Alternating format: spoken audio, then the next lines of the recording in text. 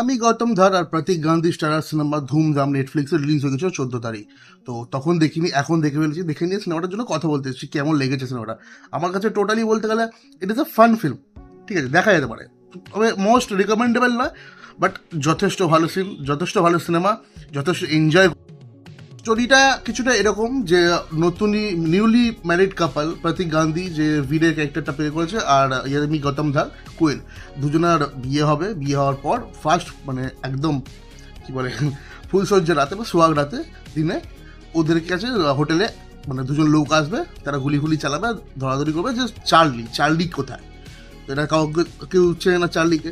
ঠিক আছে, তো এবার চার্লি কি, চার্লিকে পাবে কিভাবে, চার্লি মানে কেসটা কি সেটা দেখার জন্য তোমাকে সিনেমা দেখতে হবে টোটাল। ঠিক আছে, প্রথমত বলি এখানে প্রতীক গান্ধী অ্যাকচুয়ালি ক্যারেক্টারটা তোমরা ওর অ্যাক্টিং জানো, যেভাবে মানে এখানে যেভাবে কমিক টাইমিং বা ইয়েগুলো করেছে সেটা পার্টিকুলারলি তোমার মাডগাঁও এক্সপ্রেস দেখলে বুঝতে পারবে মাডগাঁও এক্সপ্রেসে কী করেছিল লোকটা। নর্মাল একটা টাইম, আর যখন ড্রাগস নিয়ে নেবে, ড্রাগস ইয়ে করে ফেলে তখন, কারণ ওখানে অ্যাক্টিংয়ের পোটেন্সিয়ালটা। তাছাড়া স্ক্যাম 1992 তো আছে। আমি গৌতম ধরের ক্যারেক্টারটা ভালো, বিশেষ করে একটা জায়গায় 2-3 মিনিট একটা পুরো টোটাল মনোলগ আছে, যেটা একটা টেকে করা, তো সেটা খুব ভালো। সেটা হিসেবে একটু মেয়েদের ইয়ে ফ্রিডম বা ইয়ে নিয়ে একটা স্পিচ দেওয়া হয়, সেটা ছেলেদেরকে বোঝানোর জন্য, অবভিয়াসলি সেটাও ভালো, খারাপ না। তো টোটালি সিনেমাটা কমেডি টাইমে ভর্তি। বিশেষ করে ওই জিনিসগুলো ভালো লাগে, কারণ ওরা যে সিচুয়েশনগুলোতে ফাঁসবে সেই সিচুয়েশনগুলো তো জানা থাকবে না, তো সেটা দেখে ফান লাগে, মজা লাগে যে হ্যাঁ কিছু কিছু জায়গায় হাসি চলে আসবে। আর প্রতীক গান্ধী আর আমি গৌতমের ক্যারেক্টারটা এরকমই। সে প্রতীক গান্ধী একেবারে একটা ডক্টর, অ্যানিমাল ডক্টর, একেবারে ইন্ট্রোভার্ট একটা ছেলে, আর আমি গৌতম ধর একদম উল্টো, গালাগালি খেস্তা দেওয়া, মারপিট করা, হ্যানা তারা। তো টোটাল সিনেমাটা চলতে চলতে একটা বেশ ভালো মজার টাইম যাবে।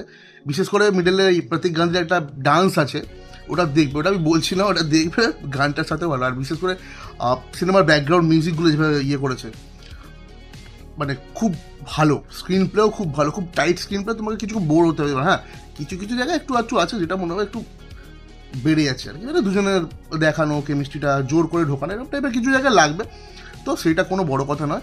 ওভারঅল সিনেমাটা ফান, খুব ভালো মজার টাইম যাবে। আমি দেখেছি, এখন ভাবছি যে বন্ধুদের সাথে একবার দেখবো, কারণ সিনেমাটা সত্যি মজার আছে, খুব মজার আছে। লাস্ট সিনে গিয়ে একটা অন্যরকম দেখাবে, দুটো ক্যারেক্টারের দুটো ইয়ে, সেটা বুঝে যাবে তোমরা আস্তে আস্তে সিনেমা দেখতে থাকলে বুঝতে যাবে। এটা প্রেডিক্টেবল, খুবই প্রেডিক্টেবল, সেটা তোমরা যে কেউ দেখো। এই 3-4টেই ছিল, 2-3টেই ছিল, যেগুলো খুব বেশি চোখে পড়ার মতো নয়, যদি থাকে স্কিপ করে দিতে পারো, কোনো প্রবলেম নয়।